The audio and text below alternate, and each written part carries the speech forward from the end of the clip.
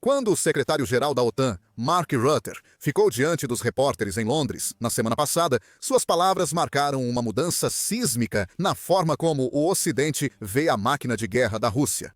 De acordo com ele, a Rússia de Vladimir Putin está ficando sem dinheiro, tropas e ideias. Isso era mais que geopolítica ou otimismo, mas um resumo do lento e constante declínio do poder militar e geopolítico da Rússia. No início da guerra, a Rússia tinha recursos, mão de obra e indústria para avançar sobre a Ucrânia. Mesmo com estratégias iniciais inviáveis, a Rússia era vista como vencedora da guerra, de desgaste em que o conflito parecia ter se tornado no início de 2023. A OTAN já não tem tanta certeza disso com os novos relatórios do campo de batalha. Informações sobre medidas cada vez mais desesperadas da Rússia, que apontam para a guerra na Ucrânia, lentamente devorando a Rússia por dentro. A principal evidência que sustenta isso tem sido as vitórias puras no campo de batalha que a Ucrânia conseguiu conquistar nos últimos meses. As forças russas não conseguiram tomar Pokrovsk por mais um ano. Recuaram vários quilômetros além da cidade, ficando sob bombardeio de artilharia. Este centro logístico no leste de Donbass, que Moscou tentou capturar por meses em um ataque sangrento, virou símbolo do verão de fracassos da Rússia. Em setembro de 2025, o Telegraph informou que unidades russas com soldados infectados por vírus da imunodeficiência humana, hepatite e outras doenças foram vistas perto de Pokrovsk. Deixe isso assentar por um momento. O exército de Putin formou unidades compostas por soldados infectados com doenças potencialmente mortais e os enviou para a batalha. Esses soldados usam braçadeiras que os identificam como portadores de doenças graves. Uma tentativa desesperada de criar uma pressão moral e psicológica sobre os defensores ucranianos. Dmytro Zhmailo, diretor executivo do Centro Ucraniano de Segurança e Cooperação, confirmou que essas unidades estão participando dos combates no que atualmente é o ponto mais crítico de Pokrovsk. Se é isso que Moscou sente que precisa fazer para manter seu ritmo operacional, então o exército está, literalmente e figurativamente, funcionando no limite. A situação em Pokrovsk reflete a ofensiva russa de verão. Apenas na região da cidade, cerca de 16 mil soldados russos morreram ou ficaram feridos desde o fim de agosto. Apesar do ataque intenso, os avanços russos são significativos, mas não indicam um colapso iminente das defesas ucranianas na região. Mesmo quando as forças russas conseguiram penetrações limitadas, com várias pequenas unidades de infantaria russas, totalizando cerca de 200 soldados, conseguindo evitar as linhas defensivas e estabelecendo posições dentro de Pokrovsk, as forças ucranianas teriam mantido as linhas defensivas e infligido perdas significativas aos russos. Enquanto isso, a Ucrânia demonstrou que não estava apenas jogando na defesa, já que vários relatos de vilarejos sendo recuperados do controle russo circularam pelos canais de mídia ao longo de agosto. E em outubro, a Ucrânia contra-atacou de forma decisiva, com a 141ª Brigada Mecanizada realizando ataques bem-sucedidos por toda a região. Estima-se que a Ucrânia retomou o controle de cerca de 20 vilarejos. Os ganhos territoriais reais não são tão importantes. O essencial é o princípio. A Ucrânia mostra que não vai abandonar essa cidade vital e ainda pode punir ofensivas russas imprudentes. Embora Pokrovsk concentre grande parte dos problemas atuais da Rússia, com relatos de 40% dos combates ocorrendo lá, a verdadeira origem está distante da Ucrânia. Pode-se argumentar que os fracassos russos, inevitavelmente, derivaram de uma doutrina militar fundamentalmente inadequada para a guerra moderna e de laços geopolíticos e econômicos entrelaçados. O problema está na visão da Rússia sobre sua própria guerra. A invasão de Putin não foi realmente planejada pelo Comando Militar da Rússia, mas sim pelo Serviço Federal de Segurança, os serviços de segurança russos. Putin planejava controlar a Ucrânia em 10 dias. Em vez de uma invasão tradicional com toda a força militar da Rússia. Putin planejou uma operação militar especial, liderada pelos serviços de segurança russos. Como resultado, Moscou foi mostrada em desfiles lotados para celebrações de vitória, praticamente antes mesmo da operação começar. Tudo para exibir ao mundo a confiança da Rússia em seu poder militar e alcance geopolítico. Mas não saíram do país peças de reposição para operações de combate prolongadas. Mais condenatório, mapas de comandantes russos intermediários não tinham decisão de atacar. Houve uma decisão duvidosa de marchar mesmo sem ameaça de encontrar o inimigo, por dois motivos. O Serviço Federal de Segurança presumiu erroneamente que a corrupção e a dissidência do governo ucraniano seguiriam sob Zelensky. A Ucrânia alterna entre Rússia e Ocidente. Alguns oficiais do Serviço Federal de Segurança elaboraram um relatório dizendo que grande parte da Ucrânia simplesmente receberia oficiais e militares russos de braços abertos. Nesse sentido, a Rússia poderia usar a mesma estratégia que usou quando anexou a Crimeia há mais de uma década. Agora sabemos que a Rússia não percebeu o ressentimento gerado pela anexação e o conflito frio subsequente. O último grande conflito da Rússia foi nos anos 1980, quando o país liderava o Segundo Mundo e ainda contava com o regime soviético para apoiar sua indústria e preparação militar. Após a dissolução da União, o êxito da Rússia na Geórgia, em 2008, com poucas tropas e conflito prolongado, resultou no fim dos esforços de mobilização e canais de suprimento no país. O Institut Français des Relations Internationales afirmou que isso fez a estratégia russa depender de um pensamento estratégico ilusório. Isso ficou claro ao analisar os primeiros meses da guerra. Quando a realidade chegou, a Rússia não tinha planos de contingência. O exemplo mais claro foi no aeroporto de Hostomel, perto do centro de Kiev. Essa operação deveria ser a única operação em grande escala da Rússia na Ucrânia. O objetivo era capturar o aeroporto, enviar reforços por ar à região da capital ucraniana e avançar sobre Kiev antes da reação da Ucrânia. Em vez disso, rapidamente se transformou em um desastre. A Rússia enviou 200 a 300 soldados de operações especiais em 34 helicópteros de Belarus. Cerca de 200 recrutas da 4ª Brigada de Reação Rápida da Ucrânia estavam no aeródromo e montaram posições defensivas. Armados com armas leves, mísseis antiaéreos soviéticos e armas anti-tanque. Os defensores ucranianos derrubaram 4 helicópteros K-52 e um Mi-28, dificultando o ataque russo e dando a eles um impulso de moral muito necessário para continuar resistindo. Mais importante, a Ucrânia já previa a estratégia ao bloquear a pista com veículos e aeronaves abatidas, impedindo o pouso de reforços. Ao primeiro sinal de resistência, a Rússia desistiu dos planos seguintes. 18 aviões de transporte Ilyushin, 76 carregados com cerca de 1.000 soldados, foram vistos saindo de Pskov, mas nenhum dos reforços apareceu no aeroporto, provavelmente sendo redirecionados de volta para a Rússia ou Belarus. Esse fracasso tático expôs problemas estruturais na visão da Rússia sobre a guerra. As forças armadas russas enfrentam um problema geracional devido às raízes soviéticas e à resistência à modernização da doutrina e à adoção de paradigmas externos. Diferente da OTAN, que incorpora lições do campo de batalha, a Rússia usa cenários antigos em guerras de atrito e aposta em mobilização em massa previsível, evitando manobras. O subdesenvolvimento crônico dos sargentos na Rússia cria elos fracos entre oficiais superiores que elaboram táticas e as tropas na linha de frente, dificultando o cumprimento dessas táticas. Além disso, a Rússia presumia vantagem de terreno em guerra defensiva contra a OTAN. Enquanto uma combinação de infantaria mecanizada e apoio aéreo pode negar a superioridade aérea e desgastar o inimigo, a rígida hierarquia de comando russa impede que oficiais inferiores tomem decisões táticas autônomas. Isso torna as operações russas inflexíveis. Então, quando algo dá errado, suas táticas não conseguem se adaptar a mudanças rápidas. Quando a Rússia iniciou a guerra na Ucrânia, não garantiu superioridade aérea, já que não tinha, em primeiro lugar, a estrutura militar e de treinamento para isso. As defesas em camadas fornecidas pela Ucrânia, então, fizeram com que a maior parte da força aérea da Rússia acabasse sendo subutilizada até o desenvolvimento e a proliferação das bombas planadoras em 2024. A Ucrânia treinava com as forças da OTAN desde 2014, ganhando experiência em operações adaptativas e pequenas missões. Unidades russas não conseguiam se adaptar diante de resistência inesperada ou mudanças no campo de batalha. As forças ucranianas, por outro lado, conseguiam improvisar, inovar e explorar a previsibilidade da Rússia. Mas há outro problema, mais insidioso, em jogo.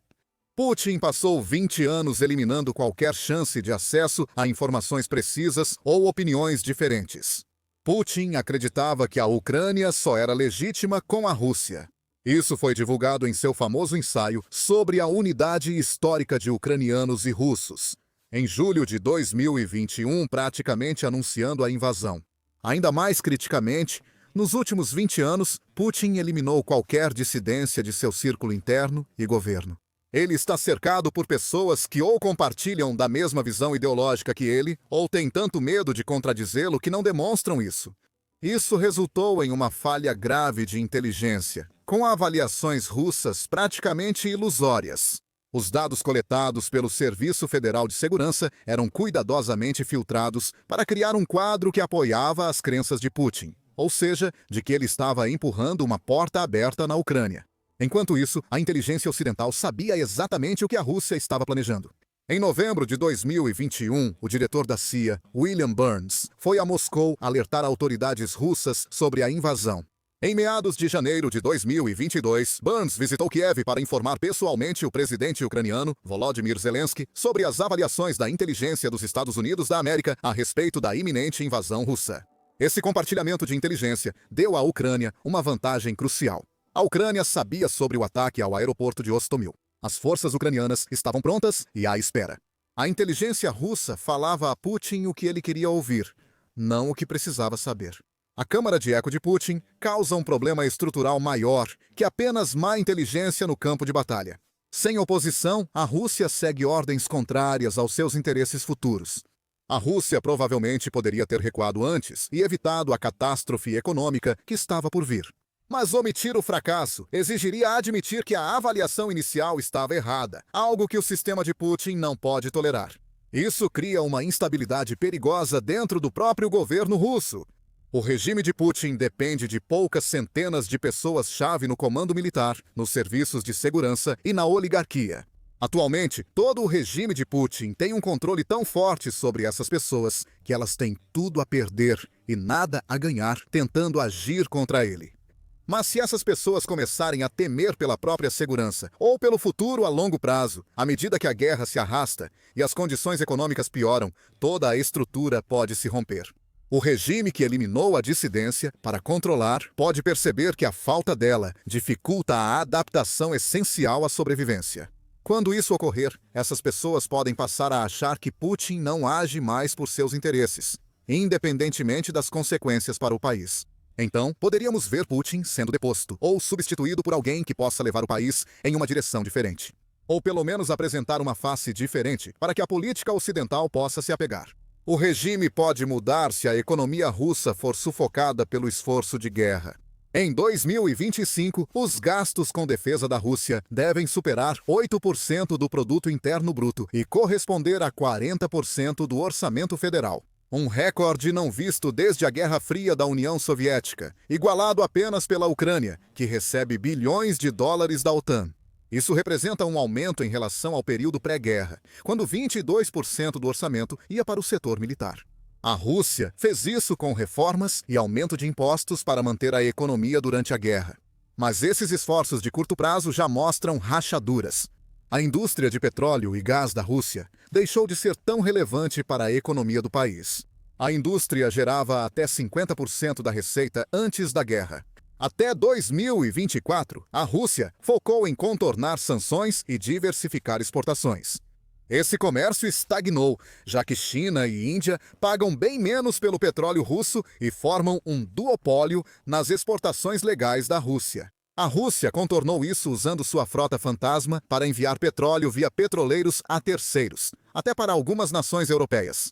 Porém, países que compram petróleo da frota fantasma russa têm sido mais visados por isso. Os membros da União Europeia que têm acesso ao Báltico, onde ficam os principais portos de exportação de petróleo da Rússia, começaram a sancionar cada vez mais embarcações e a impedir que a Rússia as utilize em sua frota. Ao mesmo tempo, o limite de preços do petróleo russo, imposto pela União Europeia, pode reduzir ainda mais a receita. Em segundo lugar, o setor militar industrial russo concentrou-se quase totalmente no esforço de guerra. Relatório da Fundação Jamestown indica queda de 92% nas exportações de armas entre 2021 e 2024. Isso eliminou quase toda a receita que a Rússia esperava com a venda de armas para aliados como Irã, Síria ou Índia. Enquanto isso, a Rússia implementou reformas internas que indicam um colapso iminente. O país aumentou os impostos sobre empresas e rendas em 2024. Em 2025, o país vai analisar aumentar ainda mais o imposto sobre valor agregado sobre bens e serviços. O plano para 2026 prevê aumentar o imposto de renda pessoal e corporativo, criar mais faixas de tributação e reduzir o limite de receita para empresas pagarem imposto, elevando a arrecadação dos cidadãos. Embora tudo isso pareça bom no papel, o resultado é que as pessoas serão mais tributadas e, ao mesmo tempo, haverá menos empregos para todos. O complexo militar industrial russo e o recrutamento estão direcionando mais dinheiro público para salários altos e causando falências em outros setores. O complexo militar segue sob pressão crescente do Estado desde então. Muitos contratados aceitam contratos abaixo do mercado ou enfrentam acusações criminais por não cumprir exigências absurdas. Putin criou, portanto, um modelo econômico que só pode sobreviver através da guerra contínua. A paz exporia o quão graves são os problemas econômicos e demográficos da Rússia e obrigaria o governo a enfrentar os enormes problemas sociais que criou. Mesmo assim, a economia inflada da Rússia fez Putin admitir que teria que cortar gastos militares. A estimativa mais recente prevê corte de cerca de 63 bilhões de dólares no orçamento de 2026 em relação a 2025, sem considerar o impacto da inflação, que pode agravar o problema. Com o enfraquecimento da máquina de guerra russa, a Europa tornou-se o principal apoio da resistência ucraniana, podendo mudar o cenário geopolítico. A coalizão dos dispostos representa a primeira grande mudança na política de segurança europeia, proposta pela França e Reino Unido em fevereiro de 2025. Atualmente, a coalizão conta com 33 países, sendo os Estados Unidos um dos principais ausentes da lista. A coalizão surgiu devido ao maior desengajamento dos Estados Unidos no conflito Rússia-Ucrânia, principalmente após o início do segundo mandato de Trump em 2025. Em julho, a coalizão confirmou que dará ao menos 40 bilhões de euros em apoio militar à Ucrânia em 2025, igualando o compromisso da OTAN em 2024. A principal prioridade é reforçar a defesa aérea da Ucrânia, com líderes concordando em aumentar o apoio. Para conter ataques de drones russos e ampliar o financiamento de interceptores, a coalizão agora atua principalmente como um mecanismo de financiamento. Na reunião de outubro, os membros da coalizão concordaram em aumentar as sanções contra a Rússia, obrigando-a a pagar reparações, e até mesmo aumentar diretamente a pressão militar sobre a Rússia e garantir a segurança da Ucrânia após o fim da guerra. O mais importante é que a Europa rompe sua dependência histórica da energia russa. Por décadas, o gás e petróleo russos deram poder a Moscou na política europeia. Alguns países chegaram a gastar mais importando petróleo russo durante toda a guerra do que enviaram em doações para a Ucrânia. Essa influência está evaporando. A cada nova sanção, esse elo econômico com o Ocidente está sendo lentamente estrangulado até a morte. Enquanto cresce o apoio à Ucrânia, países europeus também assumem compromissos significativos com a Ucrânia e a coalizão.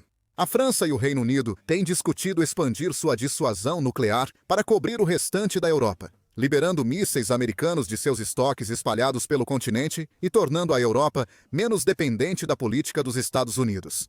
A Alemanha concordou em aumentar os gastos e investimentos militares para até 5% do produto interno bruto, com cerca de 15% desse valor, destinado à criação e manutenção de infraestrutura.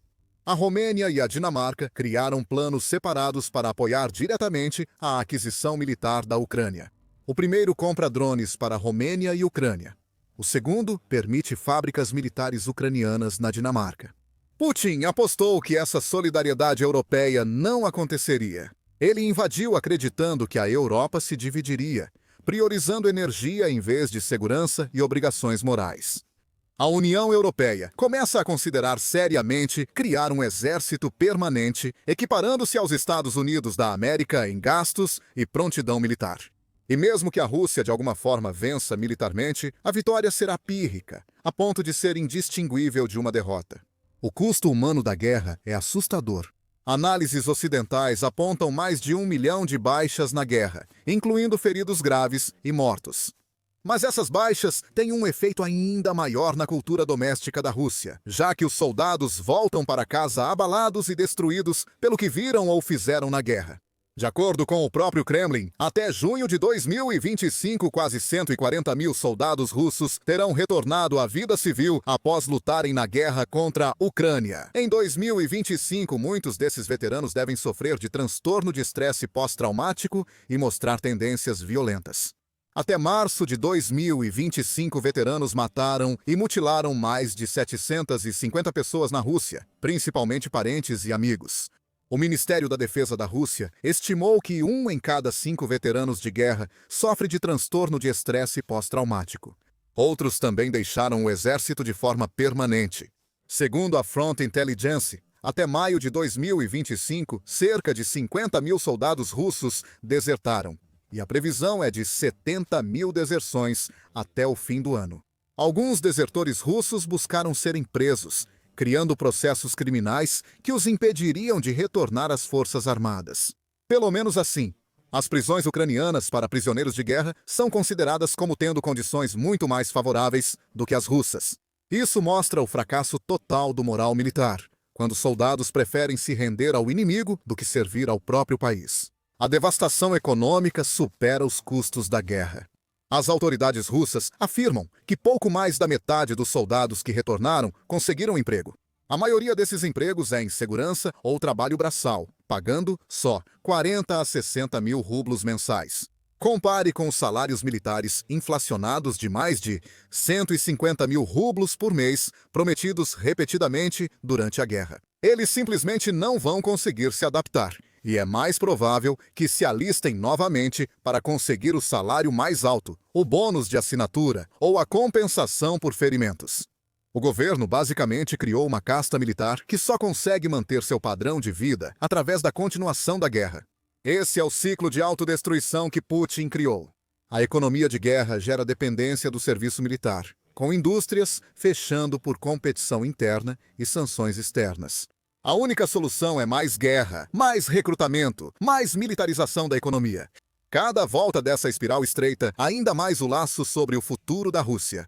O resultado pode ser o fim do regime de Putin e até da Federação Russa. Obrigado por assistir. Veja este vídeo para saber como a Ucrânia pretende vencer a Rússia.